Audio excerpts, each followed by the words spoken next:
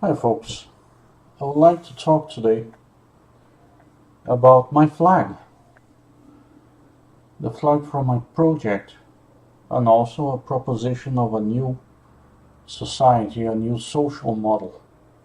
Yeah, it doesn't have to be worldwide because I personally believe that the most successful is when local societies are allowed to manage their own, to do their own thing. That way, because they understand better how the local system goes. They understand the ground, they know everything about it. So central administrations can be a big burden. But I'm not here to talk about that. On the contrary, I'm here to give a new proposition and also with it explain my flag. I was thinking of buying a whiteboard for it, but why should I buy a whiteboard if I can just as well use a piece of paper, right? And a normal tush, however you call that in English.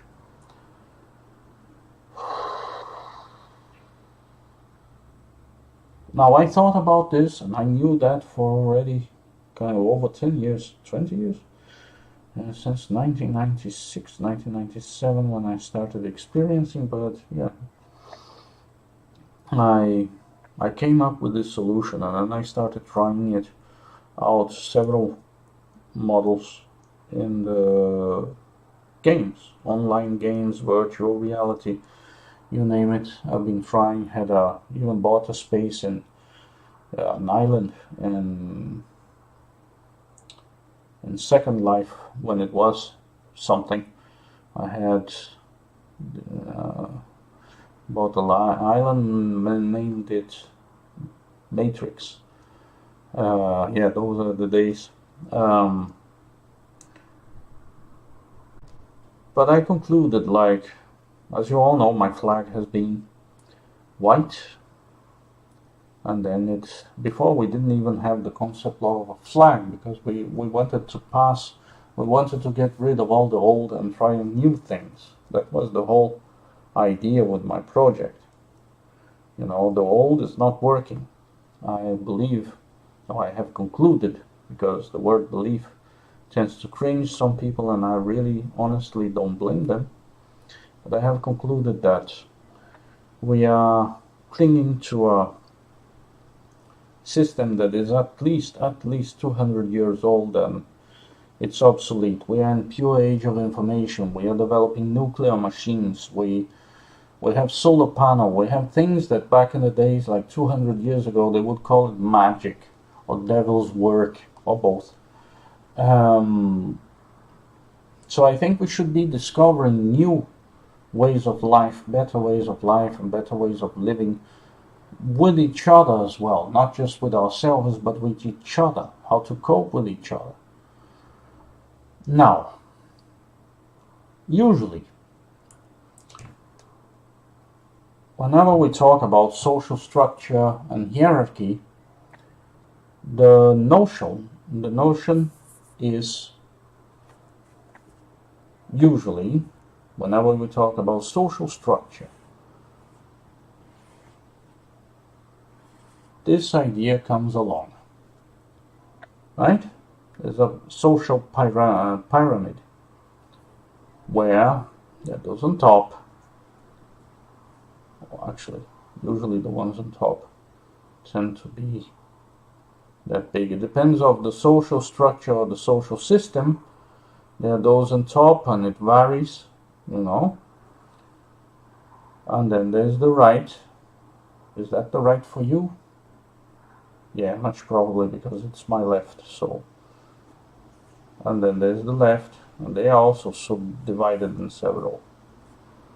But yeah, there's this notion of the social pyramid, and you know, then there's the right and the left. Well, what usually happens with this model, what causes usually problem, is that this is monolithic in a way. It's unmovable, or at least many believe this to be unmovable. It cannot be moved. So around 200 years ago, 150 years ago, came some people who didn't know much of work because they were either financed by their parents, they were always, or they were simple people, not with much knowledge. And they came up with this proposition: turn this into this. Now, there's a problem with this one. As we found out throughout at least the entire 20th century, there will always be the ones who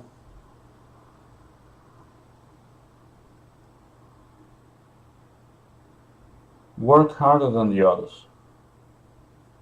And they're the ones who simply don't want to work. And they're the ones who work even more, way more than the others. And then those and those. Because this system turned also out to be monolithic due to political dogmaticism.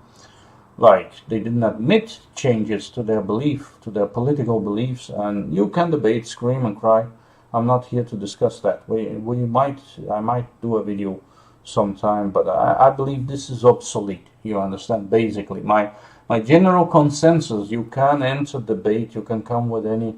I have debated throughout decades on the topic, so I will just be hearing the same arguments that I already debunked several thousand times over. So I might be able to do that again willingly, but in this one I don't want to focus on this. I'm just representing two models that we tried and we failed, because this ended up bringing a lot of disagreement, and it turns into a mess and it collapses on itself because it cannot sustain. They try to get rid of those capable, and we need capable people in society, and try to bring people up to give those who are down, who don't want to do anything. They don't do anything. Some of them, most of them, don't do anything because they don't want to do anything. So you give them a lot of stuff, they will just waste it.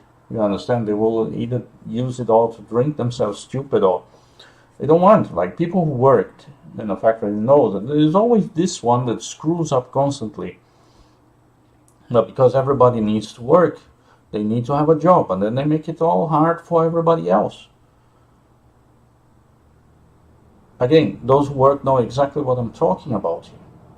You know, the incompetent ones, the ones that when they come in the office, everybody, oh no, because they know there will be problems. They will start screwing things up because they don't like to work even. So why should they? Oh, but then we need to pay for the... Look, we have never been more wealthy in the history of humankind. The poor in the Western societies, at least, not the poor, but the low middle class, the low middle class, live in a way that barons in the Middle Ages used to live. I'm not kidding. How can you say that? Well, they have access. The low middle class today have access to music. They can hear music whenever they want.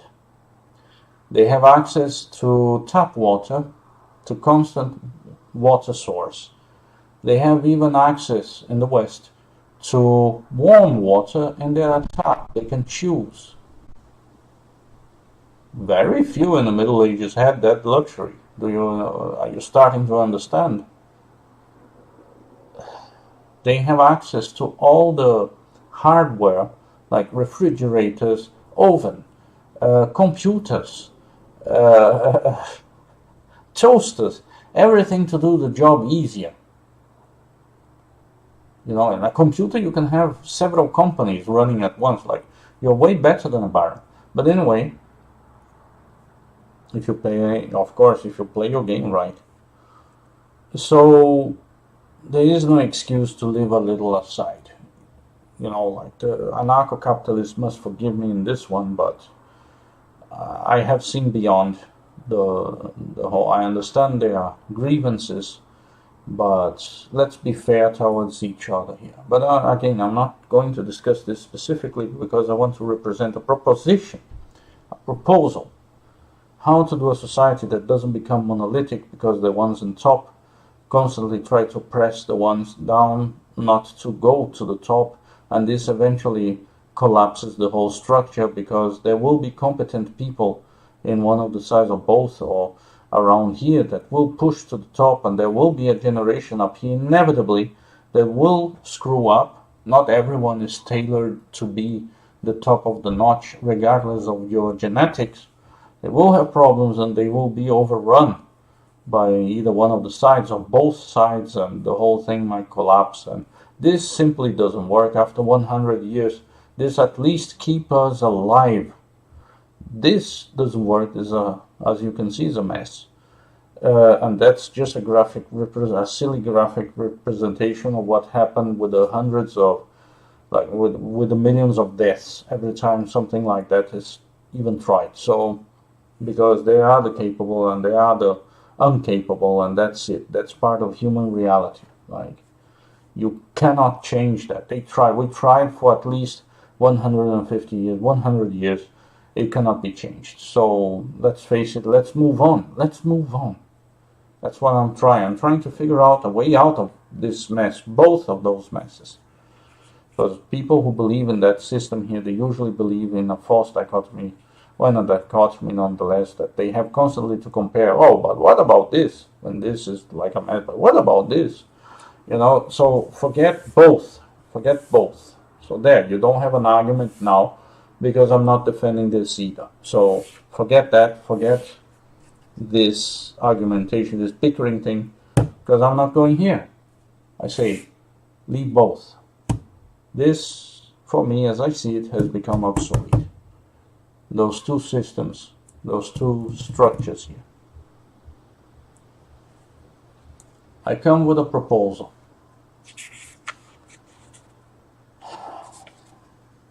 What I propose, if I'm just turn it around, is the following.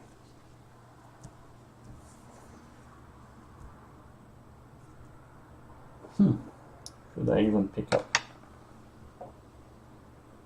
No, why not? What I propose, perhaps that color is not very clear, is this.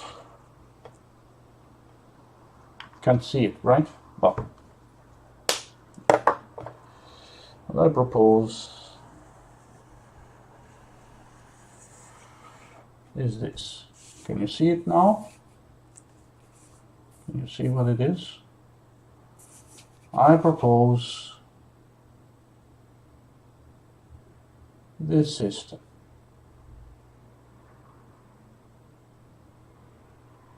What about a circle? Because then it doesn't need to rely on its side. Do you understand? It doesn't need to rely on its sides. And the sides that don't need to be pressed or repressed and oppressed to remain in their place in the bottom, like with the pyramids example that is so criticized by this living mass here.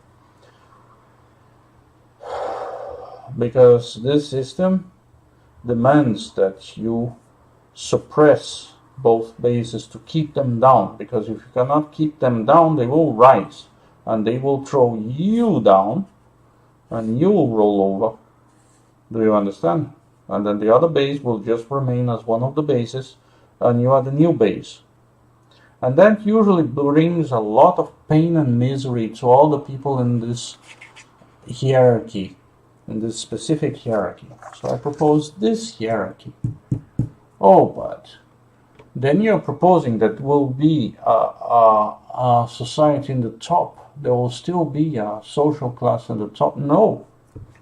If we move the top, and that's crazy perhaps because for some it might be hard to understand what I'm proposing. I'll try to explain. And English is not my first language, so we might have a hard time, both of us. If we put the top in the center, put the top in the center, What do I mean by this? Oh, but then you're taking power from them. No, as long as they are defended or protected, because their major fear of those in the top of the pyramid, and by being in the pyramid, they are also exposed to all sides, as the world wars have proven. The two last world wars, they are at mercy of powers foreign, because this is a struggling society. They are repressing to keep the... I know this again is just a graphic, metaphorical representation of our society as a whole. But if you keep them in the center, like something that is close to what I'm trying to represent is the Scandinavian monarchies. Despite them being powerful and owning lands and living in a castle and everything, they are not the most wealthy ones. We have, for instance, A.P. Møller in Denmark, who is extremely wealthy. How wealthy is he? Well, I don't know his fortune exactly, but what I know, unless it has changed in the last decades, is that his company owns or runs at least 55%, if I'm not mistaken, of sea transportation in the world. One company. And he's not harming anyone, he's not hurting anyone. Do you understand? He competes with other companies in the world. But he's still a Danish citizen, subject to the Queen. But the Queen is not all powerful. The position of a monarchy has shifted downwards. What I'm suggesting is that it doesn't need to go further down. It has no need. And why? Why has it no need? Well, for one, for a country, it actually brings a lot of income in terms of tourism. Everybody wants to visit those fairy tale lands where there is a queen or a king. See the castle. Sure, you can build castles around the world. You can build fake castles. But they are castles without a history. They are castles that, like, families haven't lived there and fought for their lives when they were being invaded. Like, there's always some interesting story to tell in those European castles, because they have, and Asian castles, and Japanese castles. They also have constitutional monarchy in Japan, for instance, and in Thailand. Like, there's several beauties in terms of history and tourism that you can go to and live this reality. Do you understand? There's a beauty in it. There's a reason for it. It's part of the local traditions. It's part of the local culture. It represents the best they had throughout a long time. The gardens of palaces are wonderful. They are amazing works. They should be kept, not destroyed, to put either one of those shoe boxes, postmodernistic structures, or a Walmart. Do you understand what I mean? It's not a defense of capitalism even. It's defense of something beautiful that should be preserved. It represented the height of a civilization, and that's beautiful. Why do we need to have ugly things all around? But again, that's me. And again, I don't want to do that to the entire world, but I definitely want to try this. Because in this society, once the powerful, the most traditional, or the symbol of power, whatever you want to call, the privileged, are allowed to remain in the center, in a certain center, they don't need to go further down. They don't need to go further up either. They remain there. Like the royal family here, they can have their own private businesses. And the state doesn't sustain them. Like recently, the second son of the Queen, Prince Joachim, I believe, he had to deliver back a barony that he got as a gift from the von Schackenborg, if I'm not mistaken, or Schackenberg. They gave them a barony, a manor. With manors, it came a huge farm. So he was given that as a gift, and in an attempt to gain influence, probably. I don't know. Whatever reason was given to him, but he couldn't manage it. He couldn't make money out of it. He was losing money, so he had to forfeit. He had to give it up. Do you understand? He tried to make business out of it. It didn't work. So it was not his position. It was the market out there. It's competition. It's not a monopoly in a constitutional monarchy, and that's a beauty. That's a beauty. Our Western societies have developed beyond a certain point. What I'm trying to introduce is this new idea, this new model that should work, because it allows fluidity. There's no need to keep anyone repressed. People will choose their own position in that society, will go according to their own skills. So instead of turning into this living mess that is eventually collapses, it's destroyed. No. This indicates a fluidity. You can keep them useful in power. Not all generations of them will be good, will be great. So they don't need to go down with the entire society. This is one of the things I'm proposing.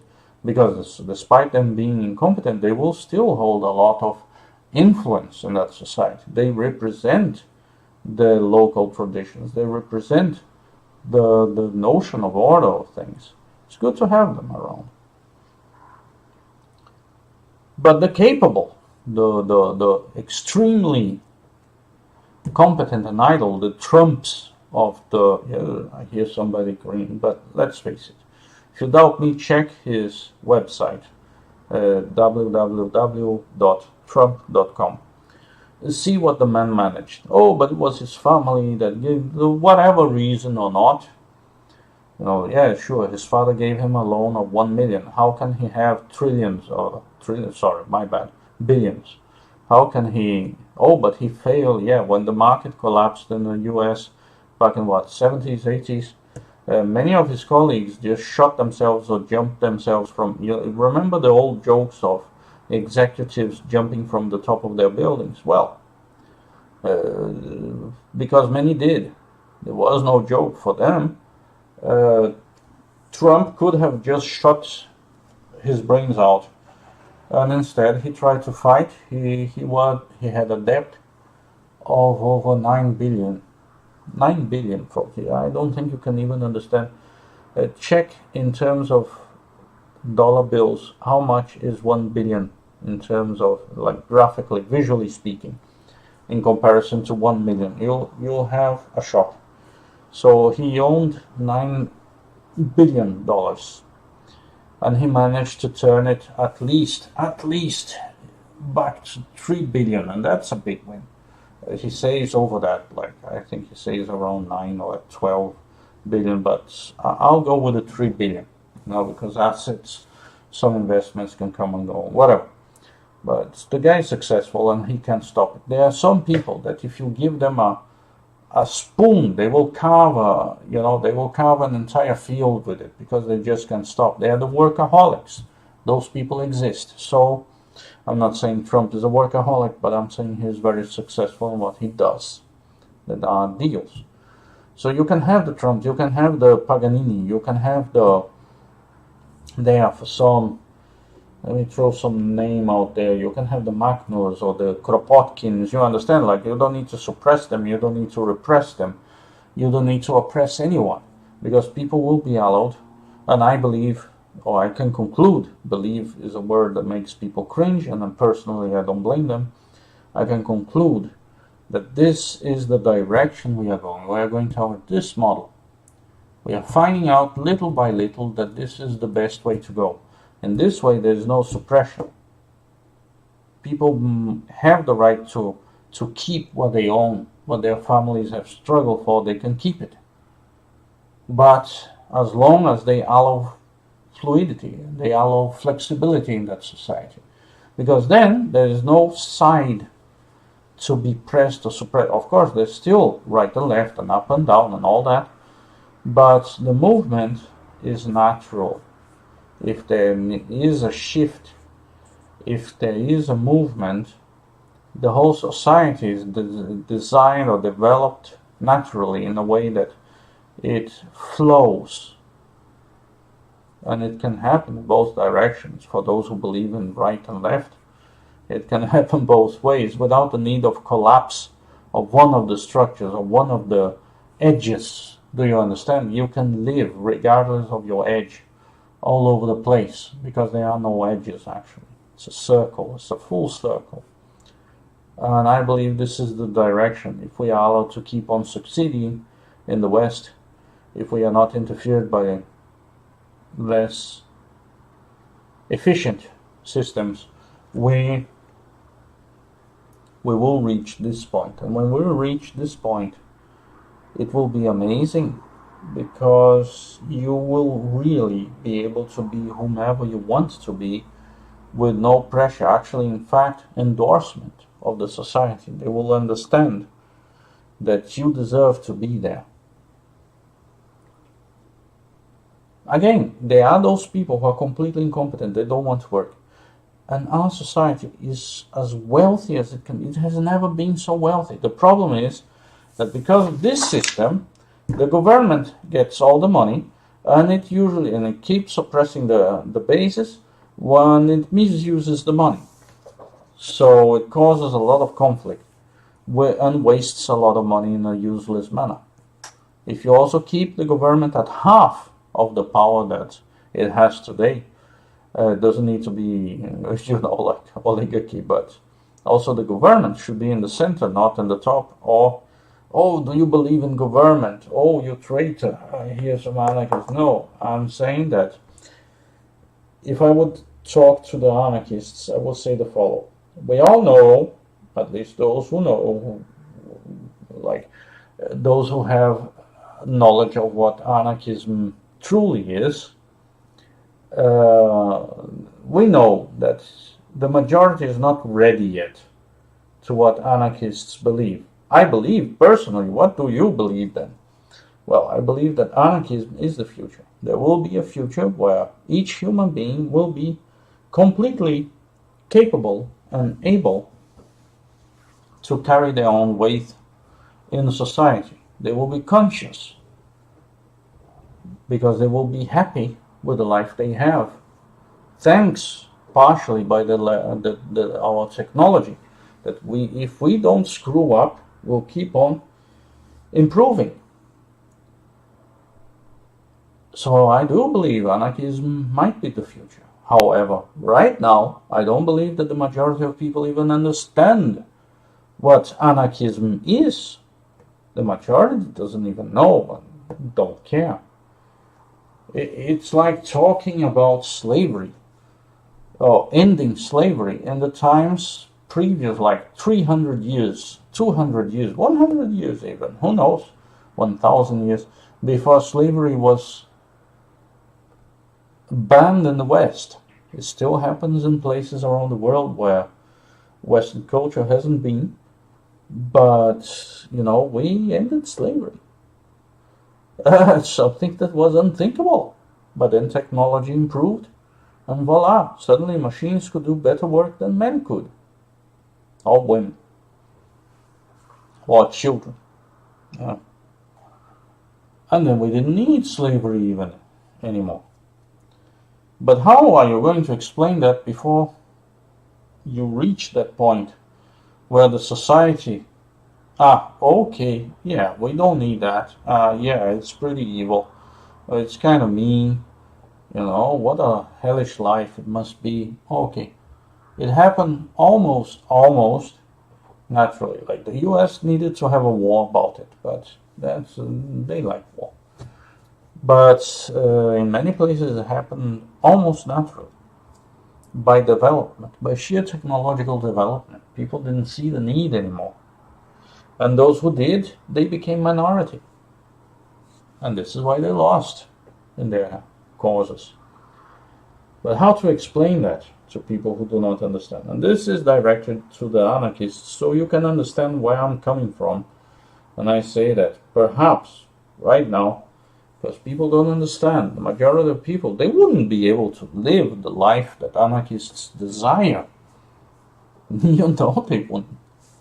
It's just like build your own house, do your own clothes, or at least trade or barter or whatever. The majority of people are not ready for that. And anarchists, unlike some other ideologies, they don't believe that in the concept of a revolution being necessary. And those who tried, the anarchists who tried, failed miserably. So they couldn't keep up their revolution. So it's not like it works. I believe that the proof is in the pudding. Okay? So if you want to prove me something, you need to come with facts. And factually speaking, like when something is tried several times and it doesn't work, perhaps it's not supposed to work in the first place. So it would be like the same thing as if I would try something several times to try to prove you, but it failed. You would laugh at me, wouldn't you? Like, even though I believe radically, in something, but it fails. But because this has not been tried, and I can see that the natural tendency, with even the radical, we are talking about top of the notch oligarchy in Scandinavia, they always been the power, almost. Even them are accepting this position, central position. Even them. Some of the oldest, perhaps the oldest, royal houses are accepting this position in the center. Some believe, it's because they need to go all the way out. No, I don't believe it's necessary. It gives a lot of benefits for the locals. They get jobs, gardening the palaces, and to be a servant in the palace, you get a really good money nowadays. In a country like Denmark, for instance, it's a really well-paid job to serve in a palace. So there's benefit for everyone, what is happening right now. And I don't think it should go away entirely until we are indeed ready to something as absolute independence, because we understand in the hearts and minds what we need to do for everybody to be happy, not just us. Until then, we should try this, because this takes away the repression, takes away when the most capable can naturally float to the top and the incapable can naturally go down in the drain. I think it's upside down, so when I say top, you look at bottom, and as long as we understand each other, I think this should be tried. And this is also the reason why I selected a ball or a circle as the symbol in my flag that used to be white. Before being white, it used not to be a flag, then it became white. But as I saw somebody else already had, and they deserve for what they fought for, I changed for this model. I thought first it was like a white, so it would raise, but I think it was very unclear the message it should pass, so I decided for this. This is the form of society I wish for my project. It doesn't have to be the world. It can be a little place, a community even, where I can try this idea, where the capable are allowed to go on top, and the incapable personally, every individual is a different case. I really believe that. If we treat every individual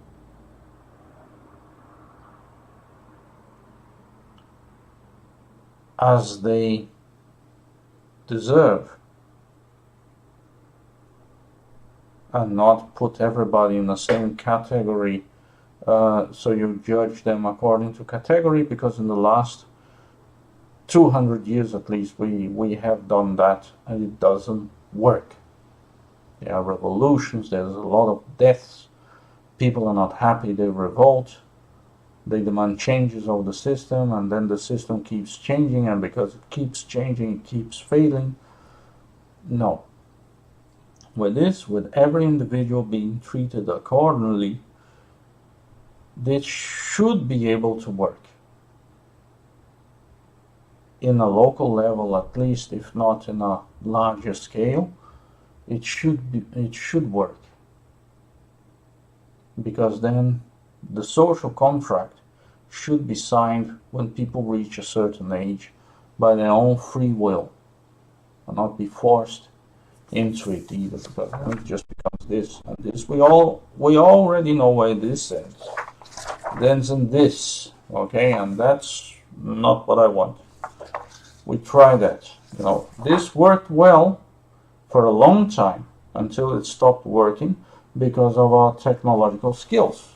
This allowed us to reach to a technological level that we could try new things. Unfortunately, the things we tried already haven't worked so well. So I'm proposing something new in a way lesser scale than what it has been tried so far. In a way lesser scale. Something, let's say, in the size of a principality or something like that. Or a little kingdom or something like this. So this could be tried. It should work. If you understand what I'm proposing here. Fluidity. Every individual personally. Not being suppressed by ideas or social position or whatnot. You understand what I mean? I hope you do. And now you know a little more about my flag.